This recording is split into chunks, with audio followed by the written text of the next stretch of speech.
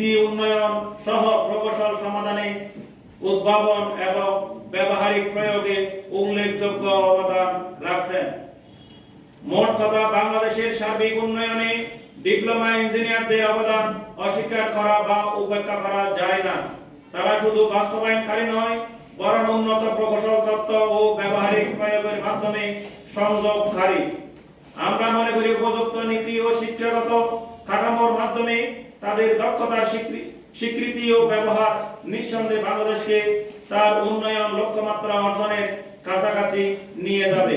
বিষয়টি অনুধাবন করে বঙ্গবন্ধু কন্যা গণতন্ত্রের মানস কন্যা মাননীয় প্রধানমন্ত্রী জননেত্রী শেখ হাসিনা ডিপ্লোমা ইঞ্জিনিয়ারদের গণপ্রকৌশলী হিসেবে আখ্যায়িত করেছেন, গ্রহণ করেছেন আইডিবির সম্মানী সদস্যপদ, যা আমাদের প্রতিনিয়ত অনুপ্রেরণা যোগায়।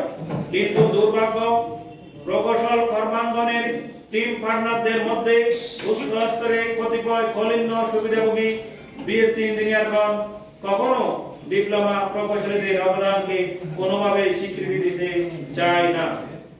তারা ডিপ্লোমা ইঞ্জিনিয়ারদের উচ্চশিক্ষার সুযোগ রোধ সহ চাকরি ক্ষেত্রে প্রাপ্য সুযোগ সুবিধাদি থেকে বঞ্চিত রাখার জন্য অব্যাহতভাবে প্রচেষ্টা ও ষড়যন্ত্র অব্যাহত রেখেছেন।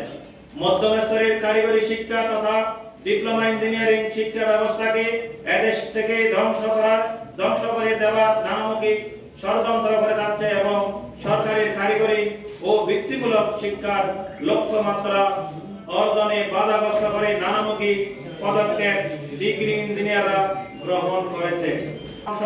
কারিগরি শিক্ষার বিস্তারে যারা প্রতিবন্ধকতা সৃষ্টি করেছে তাদের বিরুদ্ধে আইনানুগ ব্যবস্থা নেওয়া উচিত। একটি স্পেশাল ইনক্রিমেন্ট এবং পরিকল্পনা ও নকশা বিভাগে কর্মরত ডিপ্লোমা ইঞ্জিনিয়ার উপসহকারী প্রকৌশলীদেরকে সহকারী প্রকৌশলীদের ন্যায় 3টি স্পেশাল ইনক্রিমেন্ট প্রদান। 2. ডিপ্লোমা ইঞ্জিনিয়ার উপসহকারী প্রকৌশলী ও সমমানের পদে কর্মরত ডিপ্লোমা প্রকৌশলীদের পদোন্নতির কোটা 33% হতে 50% উন্নতিকরণ। 3